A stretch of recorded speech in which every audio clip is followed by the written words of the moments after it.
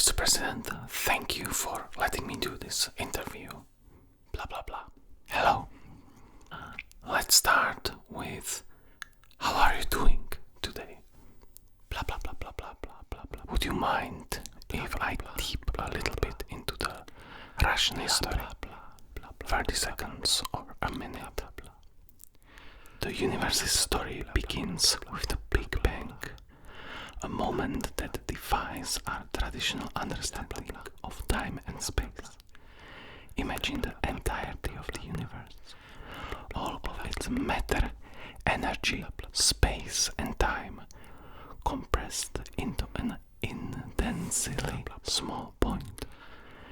This singularity, for reasons that continue to fuel scientific inquiry and philosophical debate, suddenly expanded. This expansion wasn't an explosion in space, it was the rapid enlargement of space itself. In mere fractions of a second, the universe underwent several phases of exponential growth, cooling and expanding from a state of unimaginable cooling and expanding from the state of unimaginable heat and density. This period laid down the fundamental forces of physics as we understood them today: gravity, electromagnetism, and the strong and weak nuclear forces.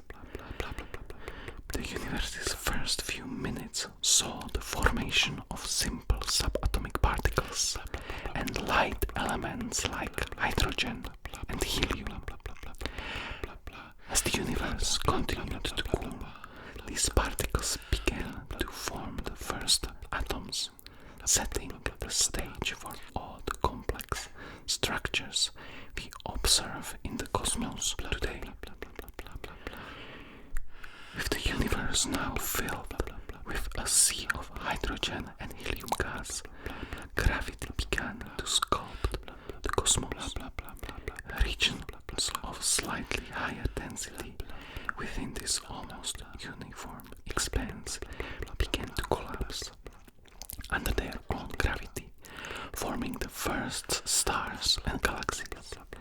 This era, known as the Cosmic Dawn, saw the universe light up as these first stars ignited, ending the cosmic dark ages. The stars were the universe's first chemical factories, fusing lighter elements into heavier ones in their cores. When the most massive of these stars exhausted their nuclear fuel, they ended their lives in spectacular supernova explosions, dispersing these heavier elements into space.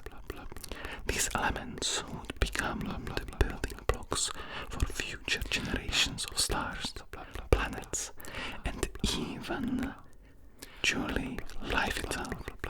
The formation of galaxies brought structure to the universe with vast voids and filaments, creating a cosmic web that defies the large-scale structure of the cosmos we observe today.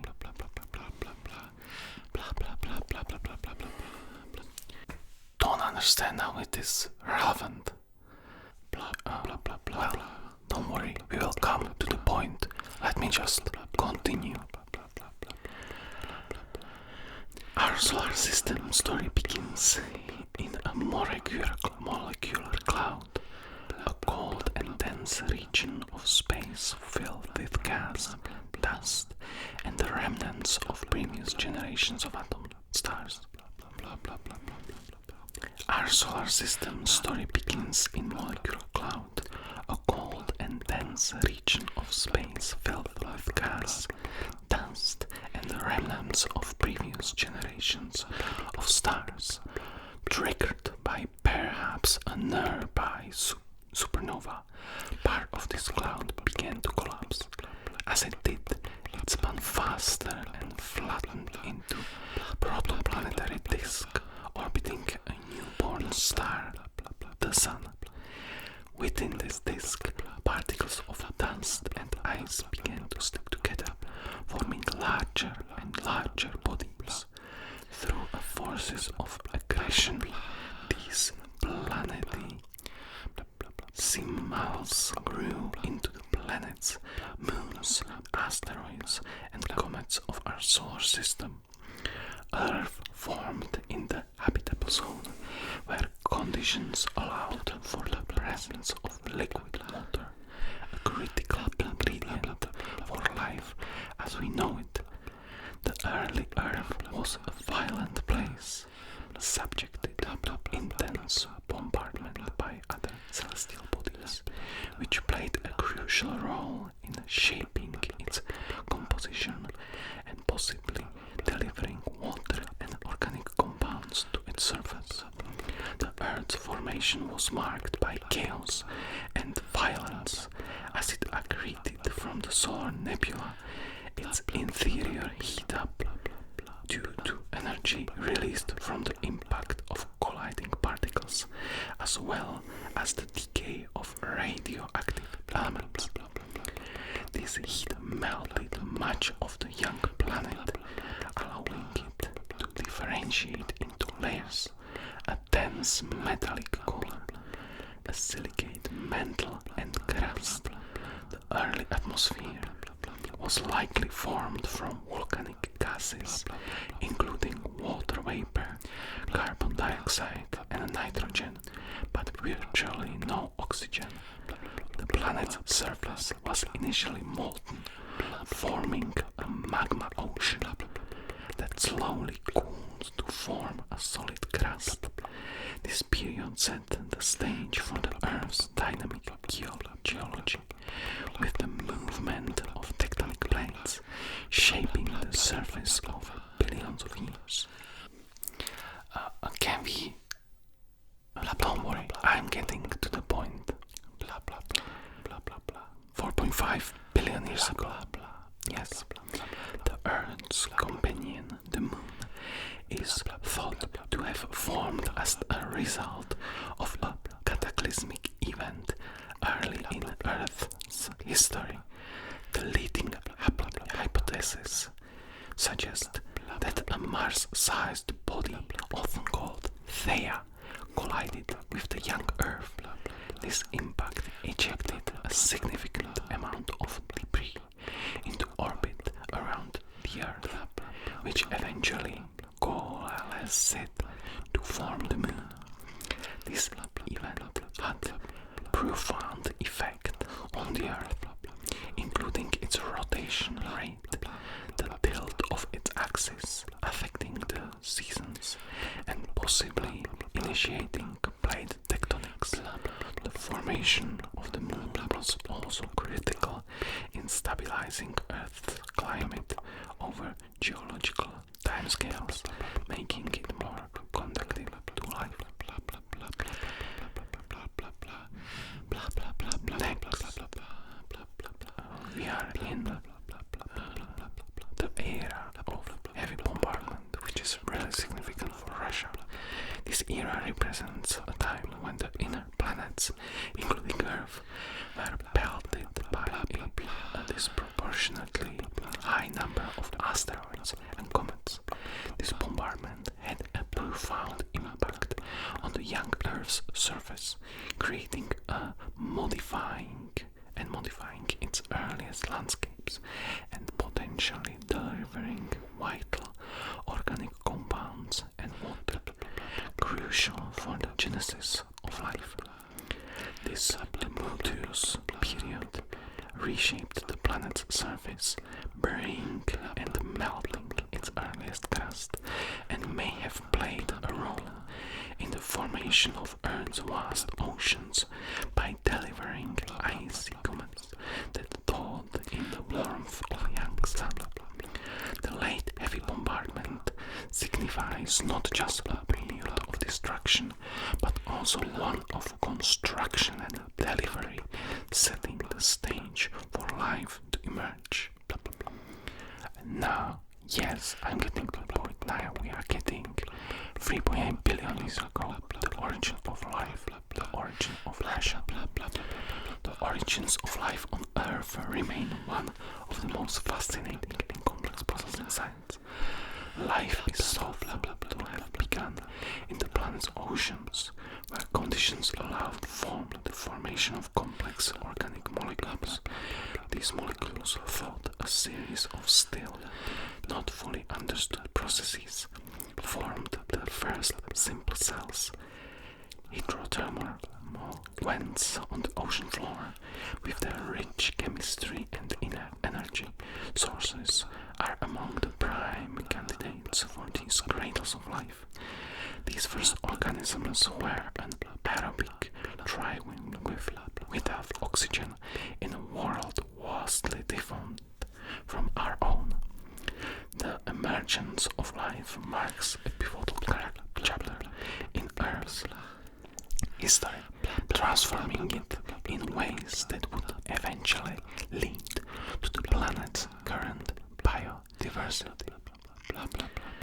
The evolution of photosynthesis 3.8 billion years ago is dramatically changed the course of Earth's history. Cyanobacteria, among the earliest life forms, developed the ability to convert sunlight, water, and carbon dioxide into glucose and oxygen.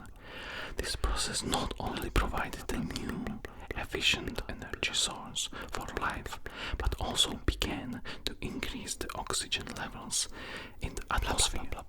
The rise of oxygen was slowly but relentless, leading to great oxidation effect. Photosynthesis laid the foundation for the evolution of complex life forms, creating the oxygen-rich atmosphere necessary for aerobic respiration and more efficient way to harness energy. We are getting to oxidation event 2.4 billion years ago, almost there. As photosynthesis organisms proliferated, oxygen began to accumulate in the atmosphere, leading to one of the most significant environmental changes in Earth's history. This event caused the extinction of many anaerobic species that thrived in Earth's early oxygen-poor atmosphere. However, it also paved the way for the evolution of aerobic life forms, which could use oxygen to generate energy more efficiently. The Great Oxidation Event also led to the formation of the ozone layer, which protected the surface from harmful ultraviolet radiation, allowing life to flourish on land as well as in the oceans. The appearance of eukaryotic cells 2 billion years ago, characterized by nucleus and other membrane-bound organelles, marked a significant evolutionary advancement. This complexity allowed for the development of more sophisticated structures and functions, with cells enabling the evolution of a vast diversity of life forms.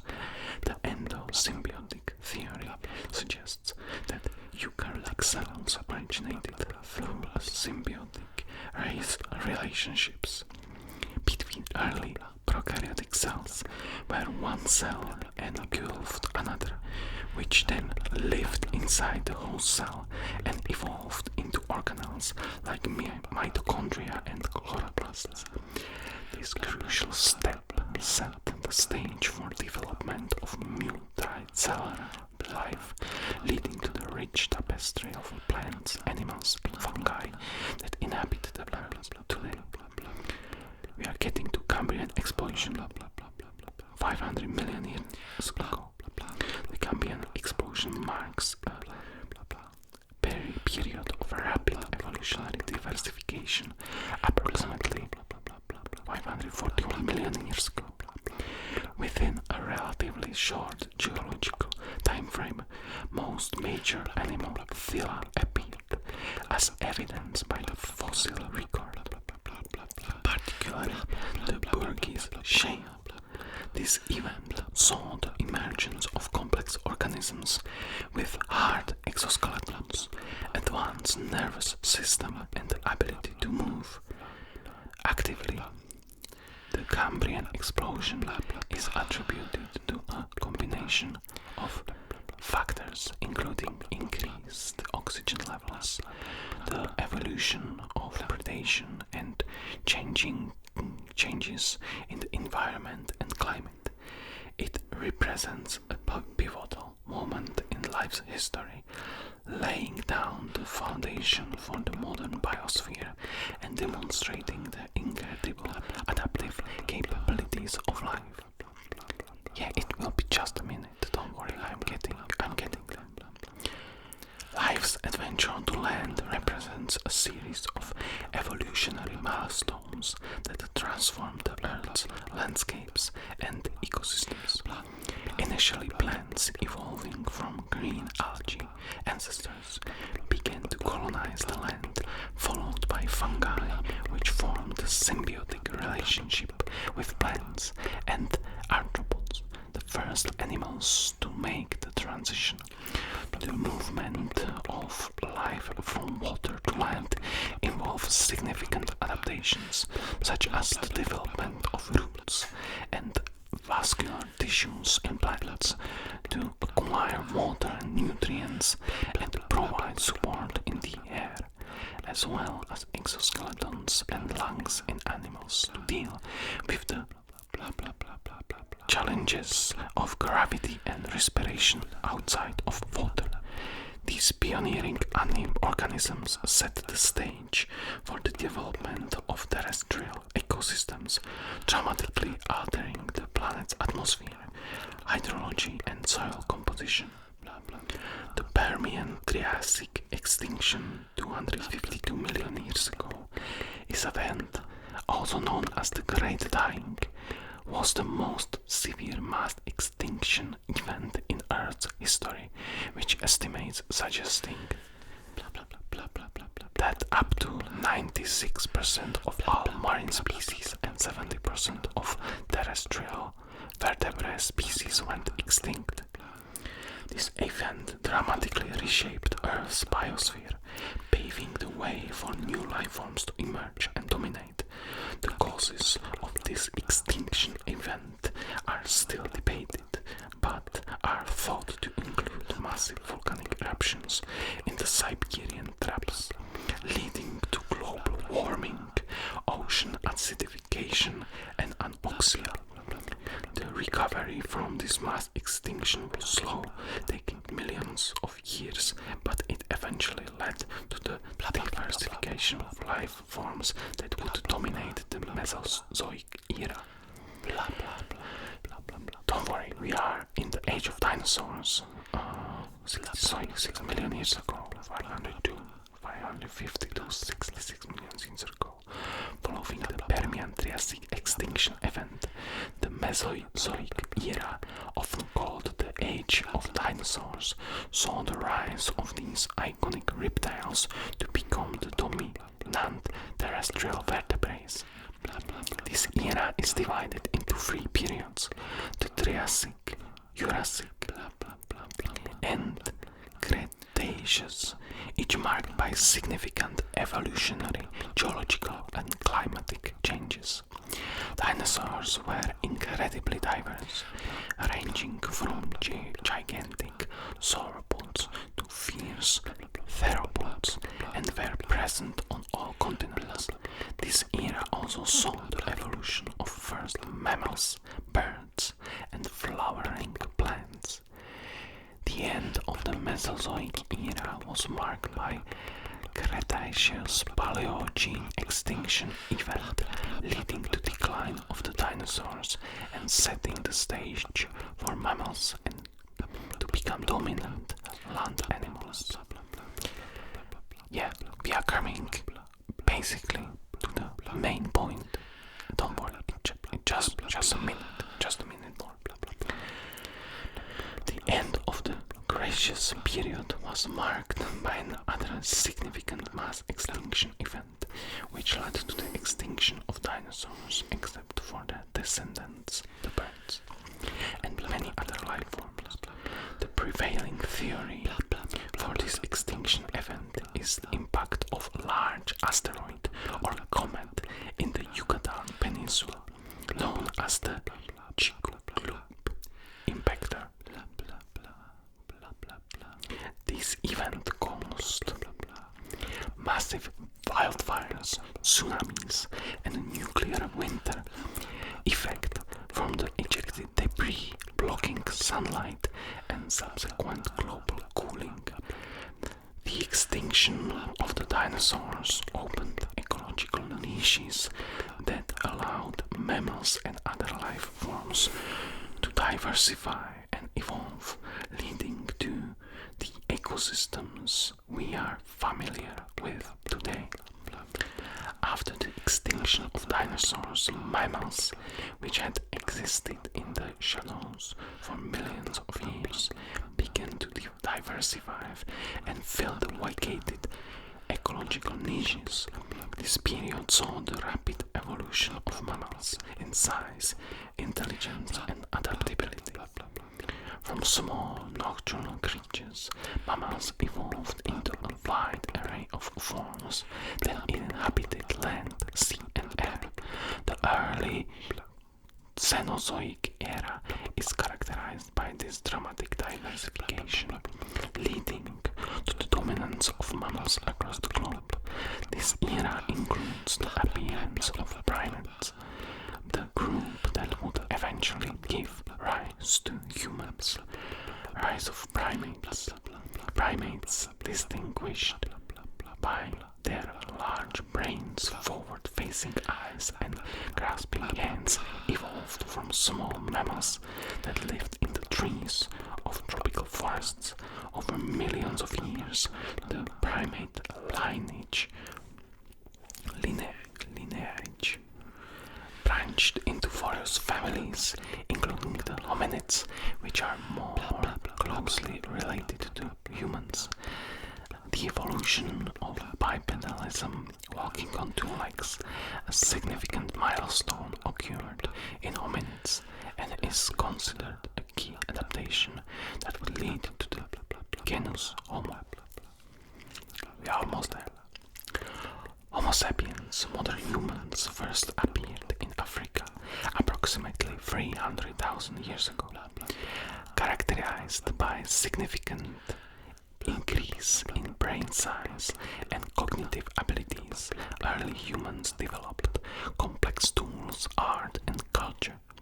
They were also capable of symbolic thought and language, which facilitated sophisticated social structures and cooperation.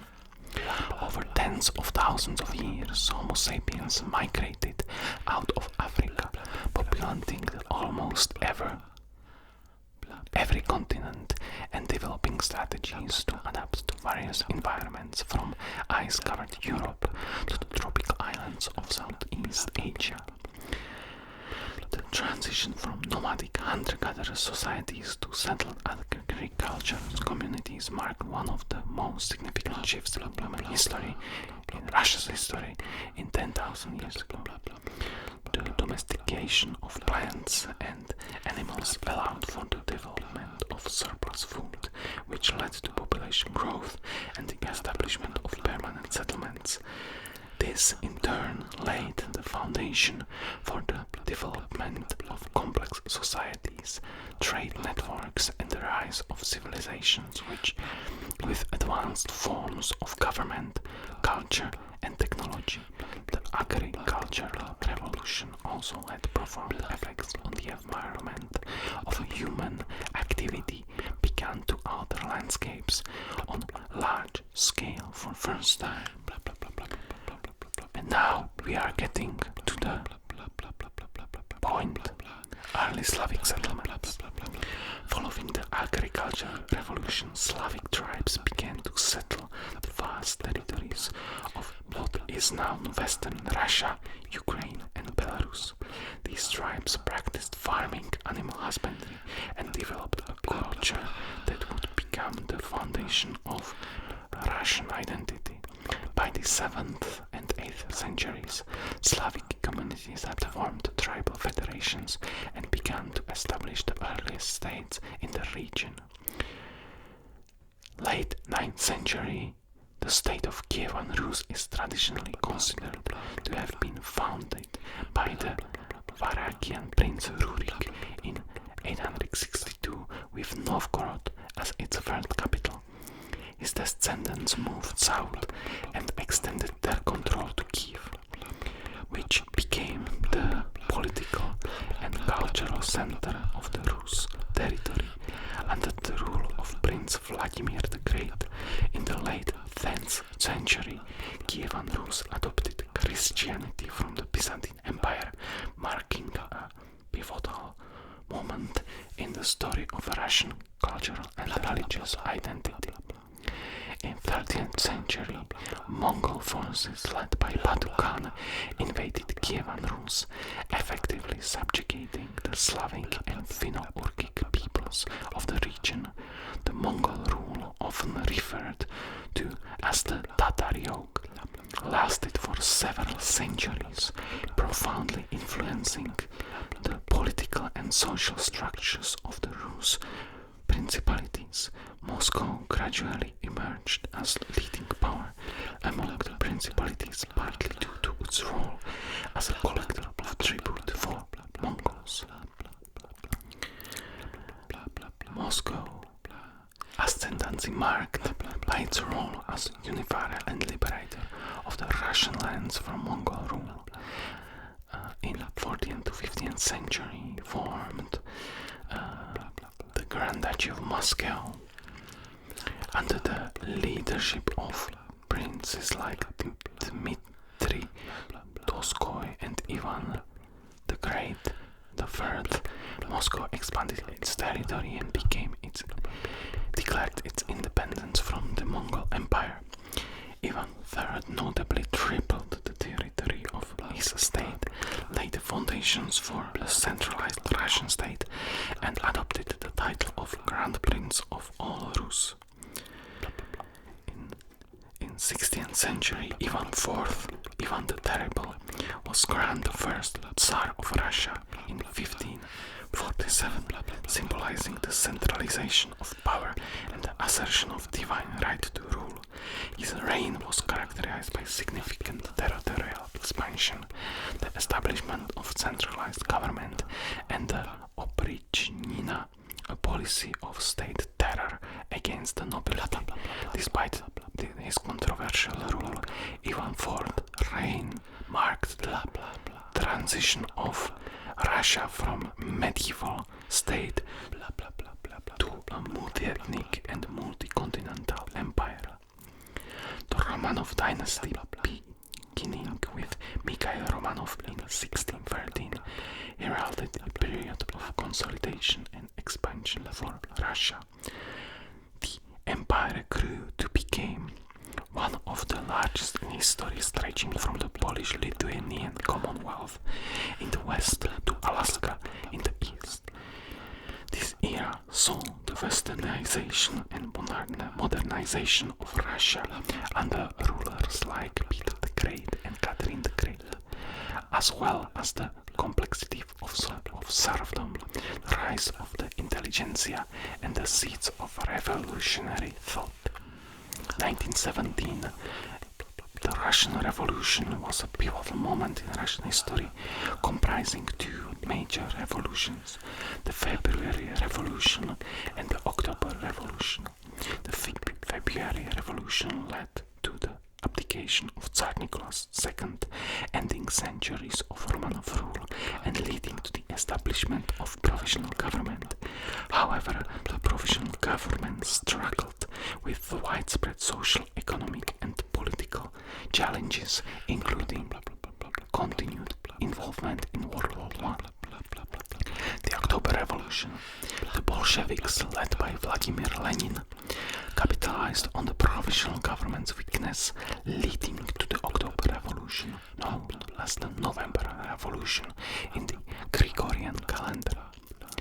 The Bolsheviks overthrew the provisional government, establishing a communist government based on Marxist-Leninist principles. This marked the beginning of radical reorganization of Russian society, economy and politics, aiming to create a classless society through the redistribution of land, nationalization of industry and the promotion of socialist values. The Bolsheviks' seizure of power led to the Russian Civil War, a brutal conflict between the Red Army Bolsheviks and White Army, a coalition of monarchist, capitalist and other anti-Bolshevik groups supported by foreign powers. The war resulted in significant casualties and devastation. By 1922, the Bolsheviks emerged victorious, leading to the establishment of the Soviet Union, formerly known as the Union of Soviet Socialist Republics, consolidating power under the Communist Party. Following Lenin's death in 1924, Joseph Stalin emerged as the leader of the Soviet Union, marking a period of authoritarian rule characterized by rapid industrialization, forced collectivization of agriculture, and significant cultural and political repression.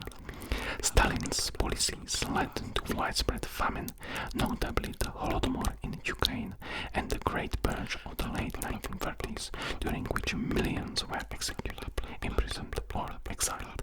Despite the terror, Stalin's era also saw the Soviet Union becoming a major industrial power. The Soviet Union played a crucial role in World War II after being invaded by Nazi Germany in 1941. The conflict known as the Great Patriotic War in Russia resulted in enormous human and material losses for the Soviet Union. However, the Red Army's victory at battles such as Stalingrad marked a turning point in the war, leading to the eventual defeat of Nazi Germany. The war's end saw the Soviet Union emerge as a superpower and a key architect of the post-war world, leading to its rivalry with the United States during the Cold War. The post-World War II era saw the onset of the Cold War, a period of geopolitical tension between the Soviet Union and the United States, each leading opposition global blocs. This era was marked by arms races, space competition, proxy wars, and political influence in newly independent nations. Domestically, the Soviet Union sought to maintain its control over Eastern Europe and spread socialist revolutions worldwide while facing internal challenges including economic stagnation and demands for reform. Perestroika. Glasnost by the mid-1980s, the Soviet Union faced significant economic, social and political challenges. Mikhail Gorbachev's policies of perestroika and glasnost openness aimed to address these issues through economic reforms and increased transparency and freedom of expression. However, these policies also unleashed forces of nationalism, democratization, and demands for independence within the Soviet Republic. The failed coup attempt in August 1991 accelerated the dissolution of the Soviet Union, which officially ceased to exist on December 26, 1991, leading to the establishment of Russian Federation and 14 other independent states.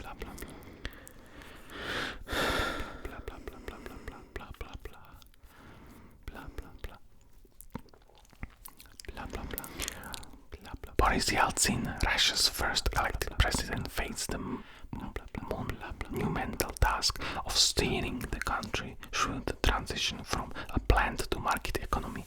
The 1990s in Russia were characterized by widespread economic reforms, including privatization of state assets and liberalization of prices, which, while aimed at economic rejuvenation, led to significant social hardships, including inflation, unemployment, and a sharp increase in poverty and inequality.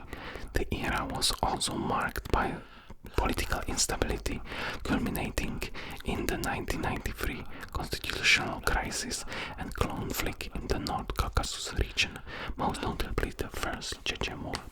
Despite these challenges, this period laid the groundwork for the establishment of new political and economic system of Russia. And well, this is all I have time for today, so